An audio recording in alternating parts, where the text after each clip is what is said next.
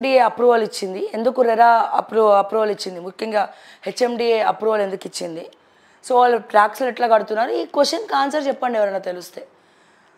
So మన ఇంటికి వచ్చే వరకు మనకు కూడా తెలియదు. మనం ఎన్ని నీతి సూక్తాలన్నా మనం మాట్లాడతాం. ఇప్పటి వరకు మనం చేయాల్సింది ఏంటి? ఇక ముందట ఇట్లాంటివి జరగకుండా ఆపాలి. అంటే ఎవరైనా అండర్ కన్స్ట్రక్షన్లో ఉంటే ఎంత ఖర్చు అయిందో దాని మేరకు ఇప్పించడము. ఓకే, ముందు ఉన్న చెరువులను ఉన్న మూసిని ఏమంటారు పూడికలు తీయడము. ఇవన్నీ కూడా ముఖ్యంగా మొదటగా ప్రభుత్వం చేయాల్సినటువంటివి. మూసి ఒక పక్క పూడికలే తీయలేదు, చాలా లోతుగా చెత్త డ్రైనేజ్ నీళ్ళు పేరుకపోయి ఉన్నాయి.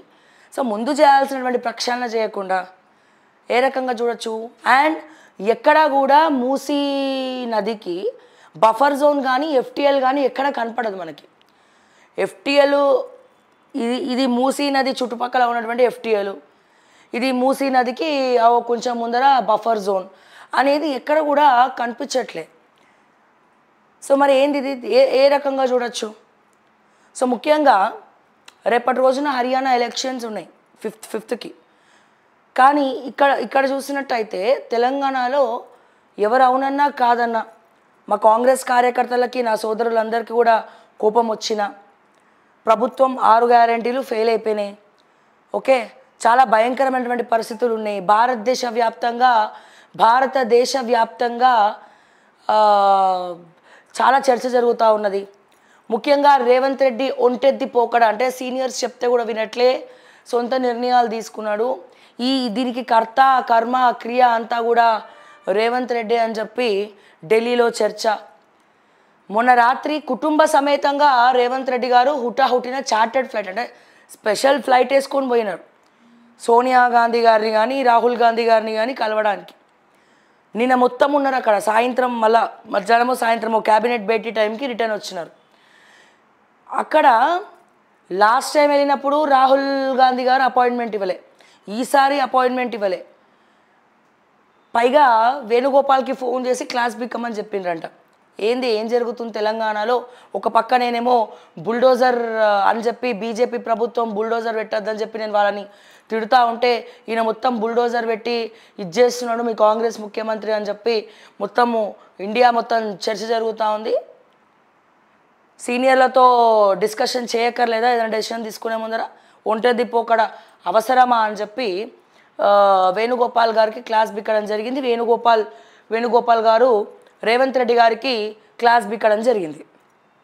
ఇదేది కల్పితం కాదు. ఒకవేళ నిజంగానే రేవంత్ రెడ్డి గారు రాహుల్ గాంధీ గారిని కలిసి ఉన్నట్లయితే ఈ పాటికే అన్ని బ్రేకింగ్ న్యూస్లు వచ్చేవి. కుటుంబ సమేతంగా స్పెషల్ చార్టర్డ్ ఫ్లైట్లో ఢిల్లీకి వెళ్ళడం జరిగింది హుటాహుటిన. సిచ్యువేషన్ బాగాలేదు, మొత్తం నెగిటివిటీ. హైదరాబాదులో ఈ నిప్పు రవ్వలు, భారతదేశ రాష్ట్రాల వ్యాప్తంగా ఎలక్షన్స్ ఉన్నాయి, ఇక్కడ మొత్తం కూడా నిప్పు రవ్వలు ఎగిరెగిరి పడ్డాయి. అంతెందుకు, మొన్న సామాన్యుల జోలికి వస్తే మంచిగా ఉండదు, హర్యానా పోయి ప్రచారం చేస్తామని కూడా చెప్పడం జరిగింది. మనం అంటే ఏ రకంగా జరుగుతోంది అనేది ఫస్ట్ దీని గురించి మనం చర్చించుకుందాం. ఇగో చూడండి, నిన్న సామాన్యులకు నష్టం కలిగించను, హైడ్రాతో ప్రభుత్వానికి మంచి పేరు వచ్చింది. ఏం మంచి పేరు వచ్చింది? ఎస్, కమ్యూనిటీలో పోస్ట్ పెట్టండి ప్రజలారా. కమ్యూనిటీలో దయచేసి మీరు మీ కమెంట్స్ రూపంలో తెలియజేయండి. పోల్ ఇవ్వండి. కొంచెం వాయిస్ బాగాలేదు, నేను కొంచెం లోలో మాట్లాడుతున్నా ఇవాళ. సామాన్యులకు నష్టం కలిగించను, హైడ్రాతో ప్రభుత్వానికి మంచి పేరు వచ్చిందంటున్న అనుమూల రేవంత్ రెడ్డి గారు ఏకీభవిస్తారా ఈ వ్యాఖ్యలతో? రేవంత్ రెడ్డి గారు అన్నట్టు హైడ్రాతో ప్రభుత్వానికి మంచి పేరు వచ్చిందని అనుకుంటున్నారా? అవునా కాదా? దయచేసి ఆప్షన్స్ ఇవ్వండి, పోల్ పెట్టండి. ఎస్, ఇక్కడ చూస్తే సహించలేక విపక్షాల దుష్ప్రచారం. నిర్వాసితులకు వసతి ఏర్పాట్లు చేశాం, హైకోర్టు అడిగిన వివరాలు ఇవ్వడానికి సిద్ధం. హైదరాబాద్ భవిష్యత్తు కోసమే ఈ చర్యలు. కూల్చివేతలపై ఖర్గేకు రేవంత్ రెడ్డి వివరణ. హర్యానా ప్రచారం తర్వాతే రాహుల్తో భేటీ. ఇగో చూడండి, ఇవన్నీ కూడా ఈ ప్రచారాలు మీరు ఏకీభవిస్తారా ప్రజలారా? దయచేసి తెలియజేయండి, మీ అభిప్రాయం ఏంటి? హైడ్రాతో కాంగ్రెస్ ప్రభుత్వానికి మంచి పేరు వచ్చిందా?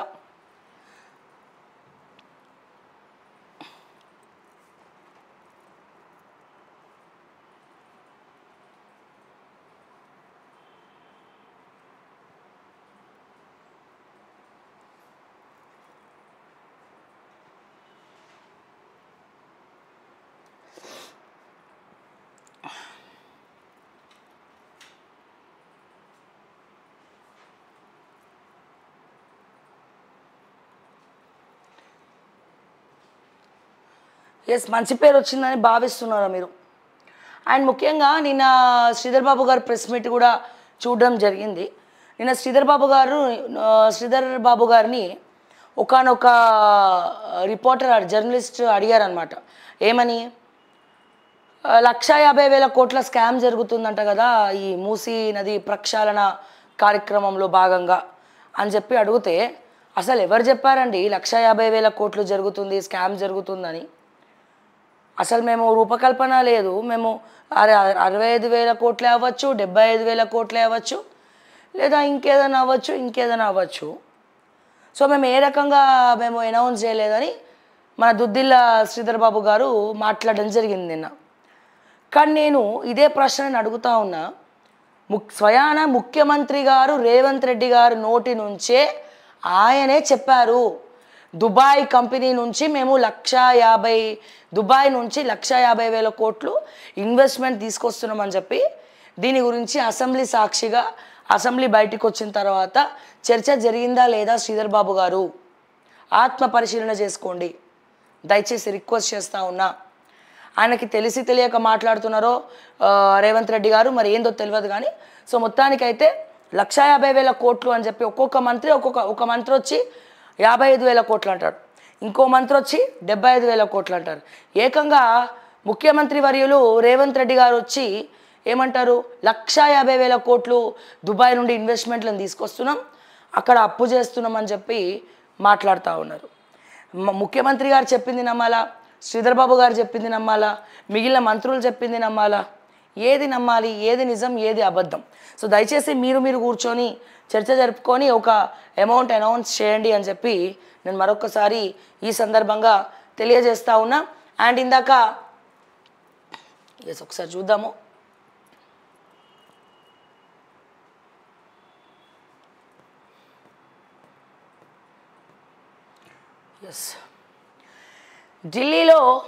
ఢిల్లీలో తెలంగాణ సీఎం రేవంత్ రెడ్డిపై Rahul Gandhi party high command fire.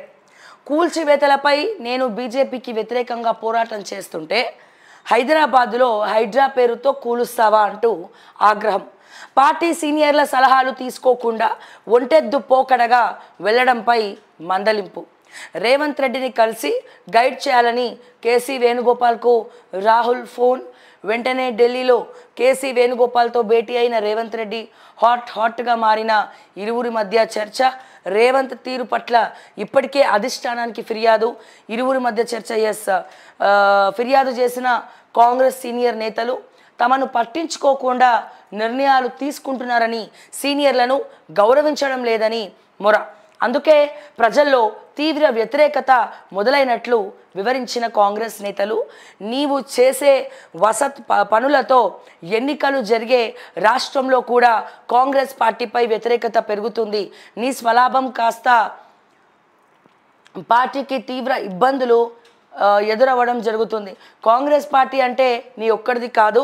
నీవు చేసే పనులతో దేశవ్యాప్తంగా ఉన్న కాంగ్రెస్పై తీవ్ర ప్రభావం చూపిస్తుంది. హైకమాండ్ ఆదేశాల బేఖతరు చేస్తే భవిష్యత్తులో ఇబ్బందులు తప్పవు. ఒకరిద్దరు చేష్టల వలన పార్టీ పరువు పోతుంది.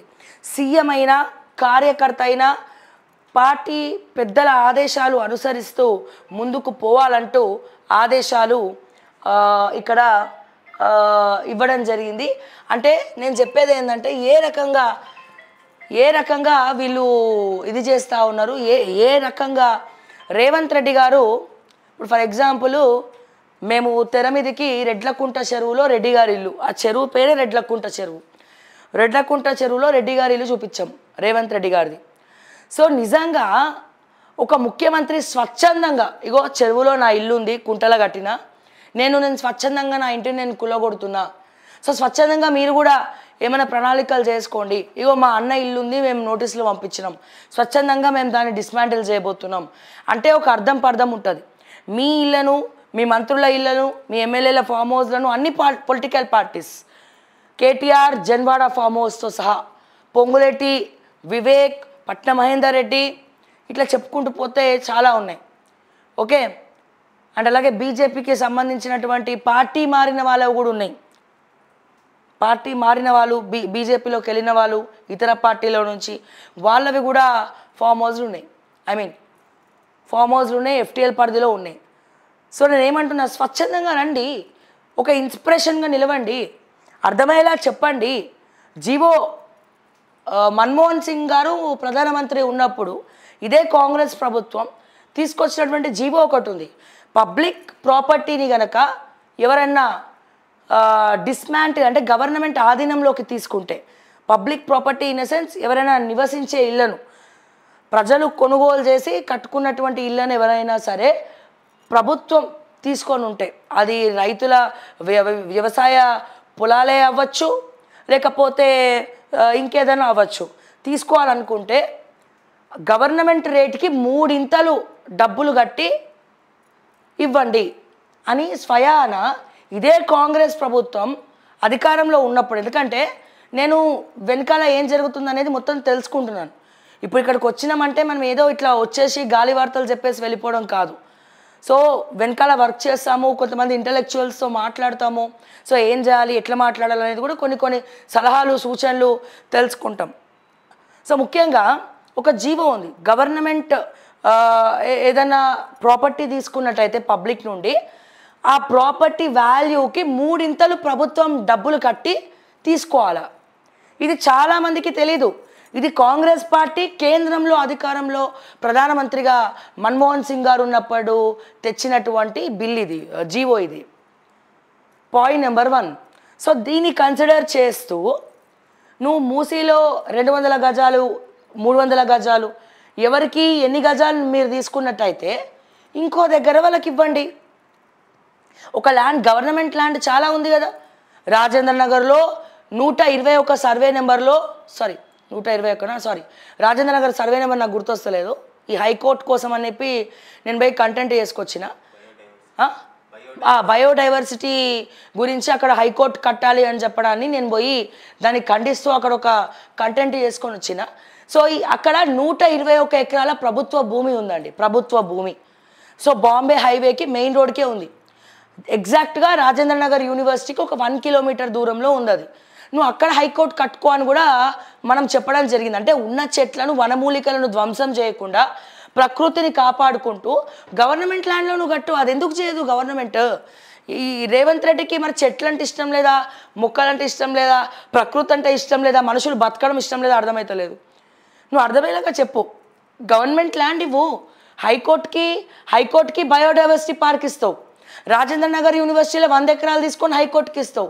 పక్కనే 1 కిలోమీటర్ దూరంలో బాంబే హైవే రోడ్లో ఉన్నటువంటి 121 ఎకరాల ప్రభుత్వ భూమిని ఇవ్వచ్చు కదా. ఇంకో 21 ఎకర్స్ సపరేట్గానే ఉంది కదా. ఇంకోటి, వైఎస్ రాజశేఖర రెడ్డి గారు, దివంగత నేత వైఎస్ రాజశేఖర